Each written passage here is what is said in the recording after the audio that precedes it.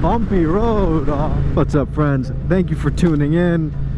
Appreciate you being here. Today, I'm going to share with you some information that I came across in a book called Mindset by Dweck. It piggybacks nicely off of the previous video where we talked about, mental control and state control. And I'll put a link up in the corner here. If you haven't seen that, go and check that out. But this dovetails nicely with that. And while we're doing it, we are going to head up to Topanga Canyon Road once we get through this traffic. So, let's get into it. Let's talk about the growth mindset, or talk about mindsets in general that Dweck shares with us in the book Mindset. So she calls out and points out two key mindsets that exist within individuals. Okay, that's a growth mindset or a fixed mindset. And we start to develop these mindsets when we're young, when we're kids. So a lot of the book will talk about coaching and teaching and giving good feedback and parenting and this type of thing. Not all of it, but a lot of it kind of illustrates and illuminates how different types of feedback when we're young begin creating either a fixed or growth mindset. And she points out that we're not always, some people have complete fixed mindsets, right? And that's it. Some people have a growth mindset, but not all the time. And then there are other people that maintain a growth mindset more often than not. But it's a process, right? And something that we need to work on. All right, so you say, all right, well, what is a fixed mindset and what is a growth mindset? And why do they matter? So a fixed mindset is somebody that believes that they are just naturally talented, that they're super smart, and that things, because of these things, things are just easy for them. They just get it. And you say, okay, well, why is that a bad thing? So they did a test with kids in a classroom, and two groups of kids, they were giving them a math problem. I want to say they were in 4th grade. I made that part up. I don't really recall. And they gave one group of kids the feedback that said, wow, you're super talented. Look how great you've done. You did well because you're smart. The other group of kids, they gave the same test, and they said, wow, you put in a lot of effort. You really tried hard and you've done well. Okay. Simple difference in the feedback. Then they gave both groups of kids another math test that was more difficult. And what they found was that the group of kids that were told that they were just smart, that they were intelligent, and that's why they did well, first off, they didn't do as well on this next test. And part of that was because they didn't try as long. I forget exactly how long it was. It was like 20% less time trying to solve the problems than the kids that were told that they did well because of their effort. Right, so think about that for a moment. So at first, we might have said, well, why is believing that we're intelligent and just naturally talented a bad thing? Okay, on the surface, it's not. But when we look at the results of this math test, where the kids that believed that they were intelligent and then ran into a problem that was beyond their current knowledge, had less will or fortitude, I'll say, to press through and solve the problem. Because their identity, the identity that they were given, was that they were intelligent, and that's why they did well. And implied in that, oftentimes, is that things come easily. So when something doesn't come easily, that is a direct attack on our identity as, naturally talented people. Things should just be easy. And in more cases than not, we don't persevere, and instead we choose to move on to something else, or to something that is at our current level that validates our identity as being intelligent. So we choose to do things that are easy for us because we create this perpetual cycle of validating our our personal belief that we are intelligent, things should be easy, so we just do things that are easy for us.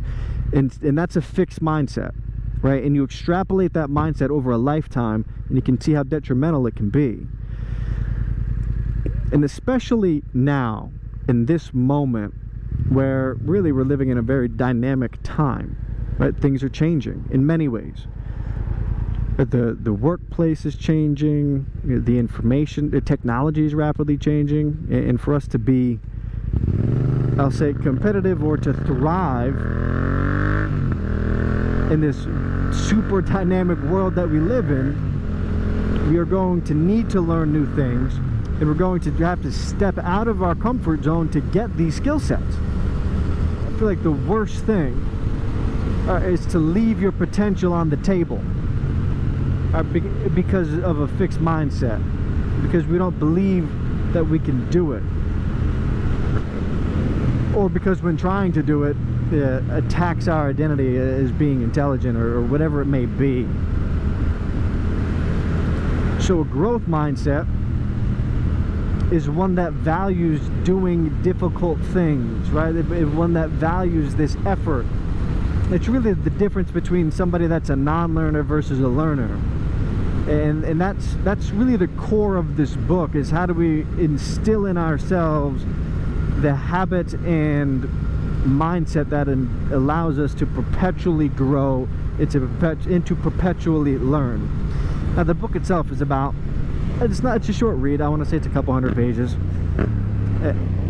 There's no way that I can do the whole book justice in this very short video clip, so I will put a link to the book in the description below. It's simple. It's right on Amazon. I've just saved you a few clicks. If you want, go to the description.